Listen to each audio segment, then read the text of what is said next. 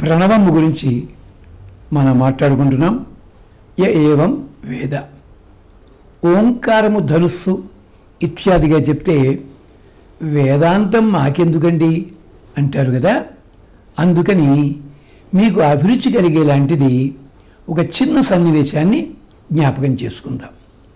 ఇది మహాభారతంలో విరాట పర్వంలో ఉత్తర గోగ్రహణము, దక్షిణ గోగ్రహణం అని ఉంది.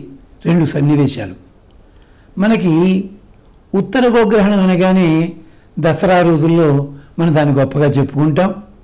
అర్జునుడు వెళ్ళి వాళ్ళందరినీ జయించి విరాటరాజు గారు ఆవులన్నీ మళ్ళించుకొచ్చాడని, అది విజయదశమి నాడు జరిగిందని, ఇవన్నీ. మళ్ళీ దీని మీద కూడా ఒక తమాషా ప్రశ్న తర్వాత ఇంకోసారి వేసుకుందాం. అది అక్కడ ఉత్తర గోగ్రహణం జరిగింది. ఎలాగ జరిగింది? ఉత్తర కుమారుడు అర్జునుడు వెళ్ళారు. అక్కడ అర్జునుడు తన గాంధీవంతో వాళ్ళని జయించాడు. ఇది ఒక వేదమంత్రంలో తమాషాగా చెప్పిన వాక్యం సరిగ్గా కథకి సరిపోతుంది. ధన్వనాగా జయేమ ధన్వనాజింజయేమ ధన్వనా శత్రు అపకామం కృణోతి ధన్వన ప్రదిశో జయేమ. ఇది మామూలు మంత్రంగా వేదంలో చదువుకుంటారు అందరూ కూడా. సరే, యాగాల్లో కూడా వాడుతుంటారు. ఏమనది? ధన్వన గా జయేమ, మేము ధనుస్సుతోటి గోవులను జయించగలము. ధనుస్సుతోటి శత్రోహో అపకారం కృణోతి, వాడిని తక్కువ చేసి పారేయగలం. ధన్వన ప్రదిశో జయేమ, మేము దిక్కులన్నిటినీ కూడా జయించేయగలము ఈ ధనుస్సుతోటి. ఇది వేదార్థం అంతా కూడా ఇలా ఉంది. కానీ దీనికి కథాపరంగా చూడండి. ధన్వన గా జయేమ, గా అంటే గోవులు, గోవులను జయించుకొస్తాము. అర్జునుడు ఏం పట్టుకెళ్ళిన ఆయుధాలు? విల్లంబులే కదా పట్టుకెళ్ళింది. మరి భీముడేమో గద పట్టుకెళ్ళాడు, నకుడేమో కత్తి పట్టుకెళ్ళాడు. మరి వీళ్ళంతా వాళ్ళు జయించుకొచ్చారు. వాళ్ళు జయించుకొచ్చినానికే పేరు ఎవరికి వచ్చింది? అర్జునుడికి వచ్చింది. ధన్వన గా జయేమ, ధన్వన ప్రదిశో జయేమ, అన్ని రకాల దిక్కుల నుంచి కూడా అన్నీ కూడా. అంతేకాదు ధన్వనాహ శత్రుహో అపకామం కృణోతి, శత్రువులు ఎలాంటి వాళ్ళైనా సరే తక్కువ చేయగలం మేమంతా కూడా. ఇది ఉత్తర గోగ్రహణానికి సంబంధించి ఈ మంత్రాన్ని ఇలా ప్రయోగించవచ్చు అని చెప్పి ఎప్పుడైనా ఏ వక్తగారైనా ఎక్కడైనా మనకి సూచించే ప్రయత్నం చేశారా? ఎప్పుడు జరుగుతుంది? గ్రంథములకి అవలోడన చేసినప్పుడు, దాంట్లో ఉండే అనుబంధము తెలిసినప్పుడు, దాంట్లో ఉండే రహస్యం తెలుస్తుంది.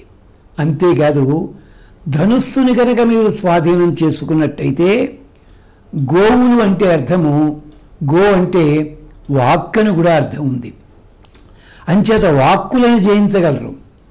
ఇప్పుడైతే మనకి పిల్లలకి పాఠాలు నేర్పేటప్పుడు ఏ అంటే యాంట్, బి అంటే బి, యాక్స్ ఇలా చెప్తున్నారు. కానీ వెనకటి రోజుల్లో అక్షరాభ్యాసానికి మొట్టమొదటి నేర్పే అక్షరం ఏమిటో తెలుసునా?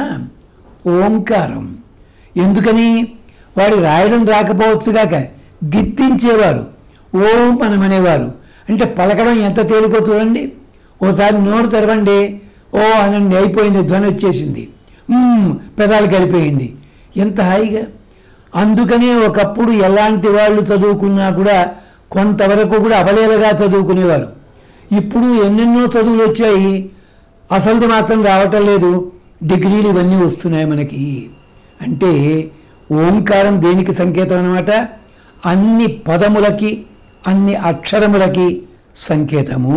అంచేత ధన్వనాగా జయేమ, మేమంతా కూడా ఓంకారాన్ని సాధన చేసి, ఓంకారంతో ప్రారంభించి అక్షరాభ్యాసం చేసి, తద్వారా పదములు తెలుసుకుని, వాక్యములు తెలుసుకుని, శాస్త్రములు తెలుసుకుని, దేశ దేశాల్లోకి ఎక్కడ కావాలంటే అక్కడికి వెళ్ళి పదాలు తెలిస్తే వాడితో నెగ్గూరాగలము. దీన్నే ఏమన్నారు? విద్వాన్ సర్వత్ర పూజ్యతే. చదువుకున్నవాడు ఏ దేశానికి వెళ్ళినా, ఎక్కడికి వెళ్ళినా నెగ్గుకు రాగలడు. నీ దగ్గర డబ్బు ఉందనుకోండి, రూపాయలుంటే భారతీయ కరెన్సీ ఎక్కడ చెల్లుబాటు అవుతుందో అక్కడే అవుతుంది తప్ప మిగిలిన చోట్ల కుదరదు కదా. కానీ అన్ని దేశాల్లో చెల్లుబడేది ఏమిటనమాట, కేవలము మనకున్న వాక్కు, మనకున్న భాష మీద ఉండే పట్టు, విషయము ఇలా తెలవాలి. అందుకని ఓంకారం అన్నది ధనుస్సు అయితే ధన్వనాగాజేయమ ధన్వనాజింజేయమ, శత్రుత్వం కలిగిన వాడిని కూడా దగ్గరికి చేర్చుకోగలిగింది. ఇలాంటి పదముల చేత అలా తెలుసుకోగలం, దగ్గరికి లాక్కోగలం అని చెప్తూ ఓంకార సన్నివేశానికి ఉత్తర గోగ్రహణంలో చెప్తారు. ఇది పూర్తయ్యే ముందు ఒక్క మాట చెప్పుకుందాం. ఉత్తర గోగ్రహణం ఎప్పుడు జరిగిందండి అంటే విజయదశమి నాడండి. ఓహో, విజయదశమి ఎప్పుడు వస్తుంది? దసరా రోజుల్లో. దసరా అంటే ఎప్పుడు వస్తుంది? శరదృతువులో వస్తుంది. ఒక్కసారి మహాభారతం చదవండి స్వామి. ఉత్తర గోగ్రహణం జరిగినప్పుడు కర్ణుడు దుర్యోధనుడితో ఒక అన్నమాట ఉంది. మరి మహామహా పండితులు మహావక్తలు ఎవరిది పట్టించుకోరే? గ్రీష్మే అదేశకాలే సంప్రాప్తే అంటాడు కర్ణుడు.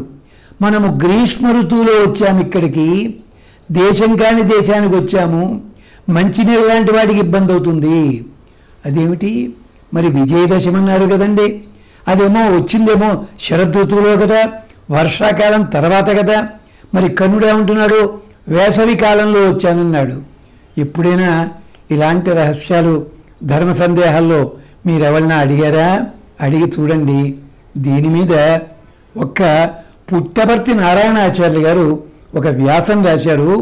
ఉత్తర గోగ్రహణం జరిగింది మనం అనుకున్నట్టుగా విజయదశమి నాడు కాదు, వేసవి కాలంలో జరిగింది అంటూ అద్భుతంగా వ్యాసం రాశారు.